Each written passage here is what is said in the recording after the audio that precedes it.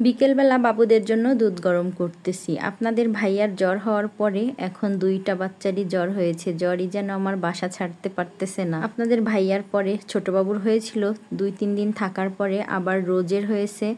রোজের সাথে সাথে আবার তার ছোট ভাইয়েরও জ্বর শুরু হয়েছে। এই কারণেই বলা যে জ্বর আমার বাসা ছাড়তে পারতেছে না। দুধ গরম করার পরে যখন দিয়েছি তখন খাবে না, তারপরে আর কি করার, এদিকে একটু চানাচুর মেখে দিলাম। পেঁয়াজ, মরিচ, সরিষার তেল দিয়ে এভাবে চানাচুরটা মেখে দিলে খুব পছন্দ করে, তবে পরিমাণে খুবই অল্প। মাঝে মধ্যে এই খাবারটা খাওয়া হয়। আর গাড়ির মধ্যে তো অনেক বেশি মজার লাগে কিন্তু এই খাবারটা। আপনারা কেউ কখনো খেয়েছেন কিনা জানি না, আমি কিন্তু অনেকবার জার্নি পথে গাড়ির মধ্যে এই খাবারটা খেয়েছি। চানাচুর মাখা ঘটি গরমটাও কিন্তু বেশ ভালো লাগে, তবে ওইভাবে ঘটি গরমটা সবসময় পাওয়া যায় না। বাবাইটার স্কুলে যখন অনুষ্ঠান হয় তখন মাঝে মধ্যে দেখি, তখন খাওয়া হয় কিনে। বাচ্চারা তো এমনি খাওয়া নিয়ে অনেক বেশি বায়না করে, আর এখন তো ওদের শরীর খারাপ, কি খাবে। একটু পোলাওয়ের চাল দিয়ে পুঁই শাক দিয়ে মানে সবজি খিচুড়ি রান্না করে দিয়েছি। ছোট বাবু যাতে খেতে পারে আর এক রান্নায় যাতে আমার হয়ে যায়, আলাদা করে আর ঝামেলা করতে না যেতে হয়, তাই একটু ঝালের পরিমাণ কম দিয়েছি যাতে সেও খেতে পারে। তো মাশাল্লাহ অনেক বেশি মজার হয়েছিল। একটু জিরে পাউডার দিয়ে দিয়েছি আর বলক উঠে গিয়েছে। আর আমি যেহেতু ছোট্ট প্রেশার কুকারটার মধ্যে রান্না করতেছি, তাই বলক উঠে যাওয়ার পরেই এখন আমি ঢেকে দিব। এতে করে হবে কি, প্রেশার কুকারের উপর দিয়ে উঠে নষ্ট হয়ে যাবে না, মানে রান্নাঘরের চারিদিকে যে হয় না, সেটা আর হবে না। পরিমাণে অনেক কম ছিল, তাই খুব সহজেই কিন্তু হাওয়াটা বের হয়ে গিয়েছে। আর এই যে ঢাকনাটা খুলে দেখলাম, একদম পাতলা হয়নি, তবে খুব সুন্দরভাবে নরম হয়ে গিয়েছে, একদম ভর্তা ভর্তা যেরকমটা চেয়েছিলাম। এটাই ছিল রাতের খাবার। একটু বেড়ে নিচ্ছি বাবুর জন্য, বাবুকে আগে খাইয়ে দিব।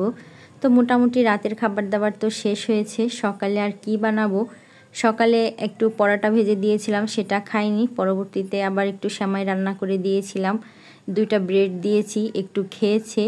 দুপুরে রান্নাবান্না করে নিচ্ছি। আজ তো কোনোভাবেই মাছ রান্না হবে না বাসায়, যদিও এমনিতেই খাচ্ছে না, তো মাংস রান্না করলে হয়তো খাবে, এটা ভেবে একটুখানি গরুর মাংস বের করেছি ফ্রিজ থেকে।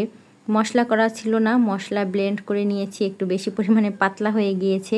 প্রেশার কুকারে একদম নরম করে রান্না করব, খুবই অল্প পরিমাণে ঝাল মশলা তেল দিয়ে। পাশের চুলায় একটু লাউ ভাজি করে নিচ্ছি, এটাতেও বাবুকে যাতে খাওয়াতে পারি। ঝালের পরিমাণ খুবই অল্প ঝাল দিয়েছি, মানে গোটা মরিচ দিয়েছি, যাতে আমি যখন খাই ওটা ভাতের সঙ্গে মেখে নিতে পারি।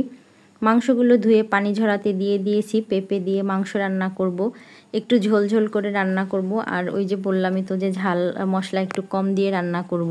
একা সংসারে যদি 2টা বাচ্চা একসঙ্গে অসুস্থ হয় তাহলে কেমন পরিস্থিতি হয় বুঝতেই তো পারছেন। আমার মতন পরিস্থিতিতে বিশেষ করে যারা আছে তারা তো এটা হাড়ে হাড়ে টের পাবে। তো এটা নিয়ে তেমন কোনো অভিযোগ নেই, চলে যাচ্ছে, হয়তো এভাবেই চলে যাবে, দিন সময় পড়ে থাকে না। মাংসর সঙ্গেই কিন্তু আমি পেঁপেগুলো একসঙ্গে দিয়ে দিয়েছি, আর এভাবে আস্তে আস্তে করে কষিয়ে নিব।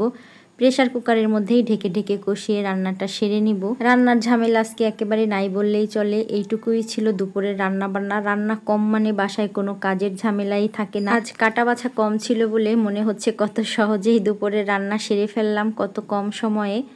সবাই ভালো থাকবেন, সুস্থ থাকবেন, আল্লাহ হাফেজ।